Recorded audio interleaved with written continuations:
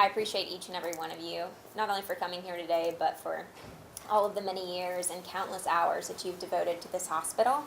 I pulled a log to see how many hours were completed this year, and in 2018 we had nearly 4,000 volunteer hours, which for a hospital of our size and for each and every one of you in here, that is such a grand gesture and such a humbling gift that you guys are giving our employees here and our patients and the visitors that come. And we just can't thank you all enough for all that you do on a daily and weekly basis. You allow us to do so much more as a community than we would be able to do without you. So just know that we really appreciate each and every one of you, and I look forward to continuing to get to know you all each a little bit better, but have just had such a joy getting to know you this past year. So what I want to do now is hand out our yearly pins.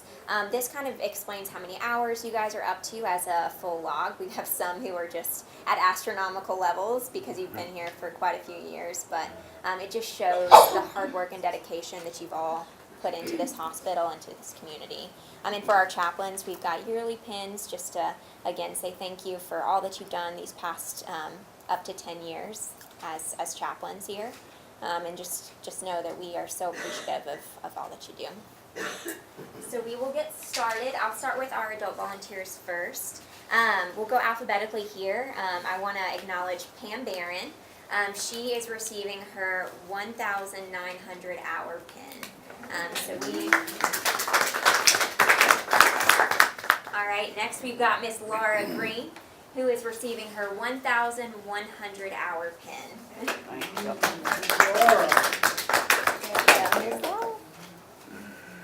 All right, next up we've got one of our high rollers. We have Miss Chris Hill, who's receiving her 7,400 hour pin.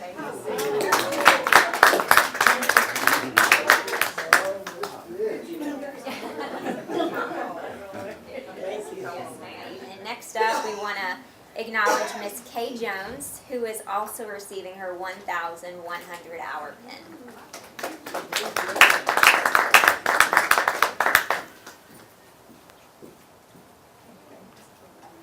Another one of our tried and true members is Miss Nelda Knight, who is receiving her 6,300 hour pin.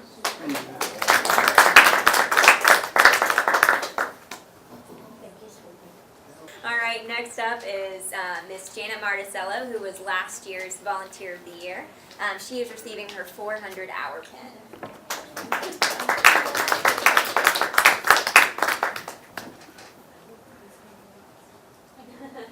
All right, next up we've got Miss Meredith Mitchell, who is receiving her 5,400 hour pin. Okay,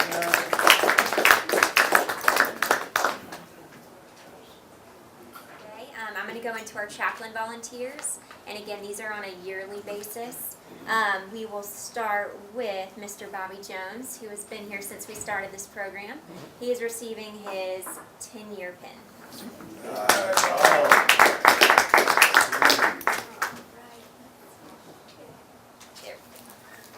Where's Clayton Crozier, by the way, speaking of starting the program? I don't know, I started to call him. Next up, we've got Mr. Otha Stanley, who was last year's Chaplain Volunteer of the Year, and he is also receiving his 10-year pin. You don't see, I don't see. Is that old chaplain? Is that what you said? That could fit.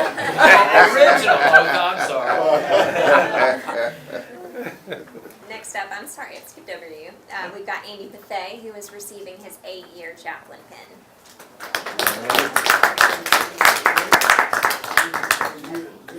More years than that really. I'll receive them. Thank you.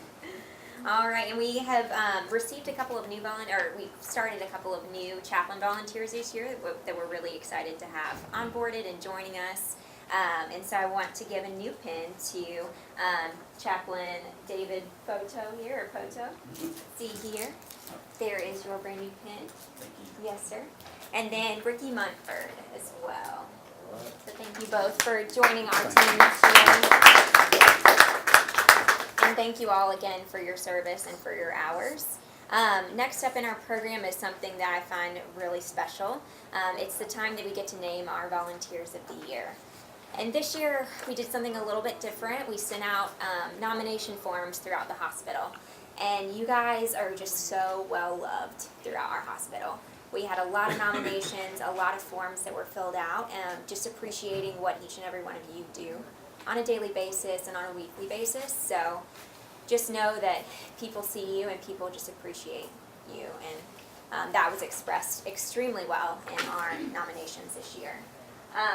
For our adult winner this year, I just want to read one of the nomination forms that was received for us, and I'll try not to spoil it as I go through. But this person is absolutely wonderful. She has an amazing personality and gets along with everyone. She's always willing to lend a hand. She's very dedicated and never misses a beat. We love seeing her come in and couldn't imagine what we do without her. She's great in every way, and we all love her sweet self. She's truly a blessing to all of us.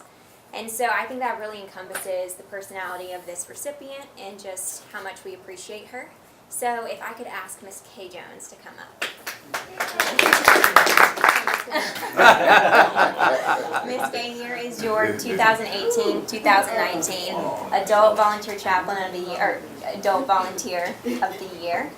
We just want to present you with this award and just another huge thank you for all that you do with us. Thank you. And next up, we'd like to announce our Chaplain Volunteer of the Year.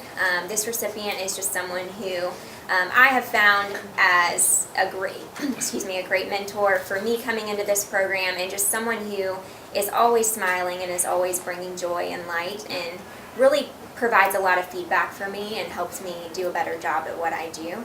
It's someone who's so appreciated by our hospital staff and by the patients that get to experience him. A special thing about our chaplain program is that these fellows are just confronting patients and families at a really difficult time, and they're providing hope and they're providing a word of prayer, and that's something that you can't put into words as to how much is appreciated. So again, we just want to thank you all for what you do, and I'd like to bring up Otha Stanley for our Chaplain of the Year.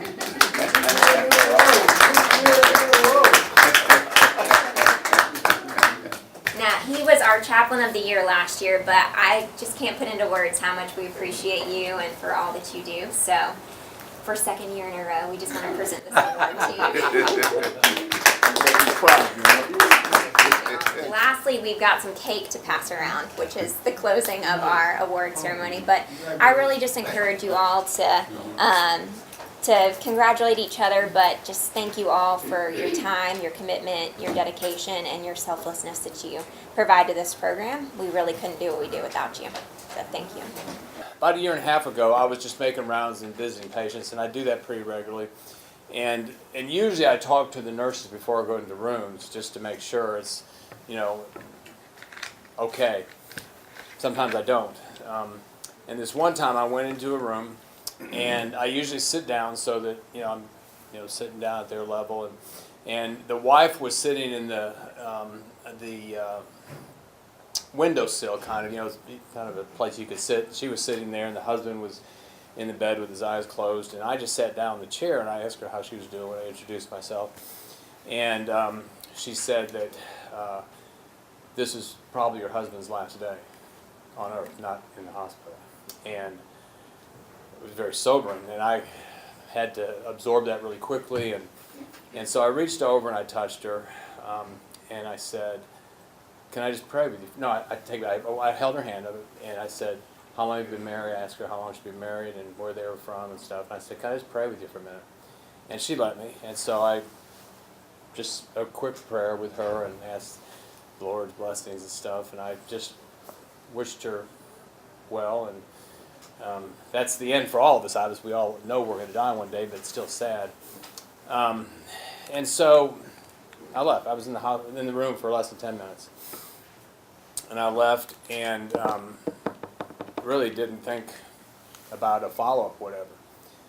So almost a year later, there's a phone call, and they asked for me. A lady asked for me, and she was upset about something.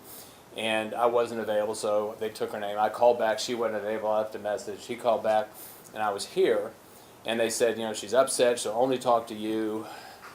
And sometimes those calls can be difficult, because sometimes you just know it's going to be difficult. So I just said, okay, Lord, help me just to listen and be patient and everything. And so I picked up the phone, and I said, this is Dawn Avery. And she said, this is her name. And I said, how can I make your day better? And you can almost hear her, kind of she just kind of calmed down. She said, you may not remember me, but you prayed with me on the day that my husband died. And I just thought you might be able to help me. And she goes, I've been calling the Medicare representative at the hospital. We have a person who's employed by Medicaid, not Medicare, Medicaid, but they're here full time, but they're employed by Medicaid. I think we pick up half their salary, because it really helps to have that person here and available for our patients. And she said she had called and left a message, and called a second time and left a message. And it occurred to me, our Medicaid person had a stroke and had been out for several weeks. And apparently we never had a phone for it. Who knows how many messages were on that phone line. I apologized to her and said we'd immediately take care of it, and we did and everything. But the reason she called me, because sometimes that moment of kindness or reaching out or whatever, and I've told that story to our employees too, because I think there's an opportunity for us sometimes to show kindness. And that may come natural to you. It doesn't always come natural to me, but I think it's what we ought to be. My wife says that there's 3 ingredients to a successful relationship. I've been married for 35 years in June, and I'm still working on these. Kindness, kindness, and kindness. And she's right. And it's something we don't do enough of. You guys do, and I really appreciate that. Your word of prayer with somebody, your kindness to them, your touch can make such a difference in the lives of our patients, of our employees, and I appreciate you being here, all of you. I know it looks like I'm talking to them when I talk about a prayer, but I'm not. All of you. And so your impact and your ability to touch somebody, sometimes you'll never know. I was fortunate to get feedback on this a year later, to know that it mattered in their lives, or her life anyway. I don't think her husband was aware of it. And so, just because you don't get feedback all the time, know that you are impacting people's lives, and I just wanted you to know that. So, thank you for that.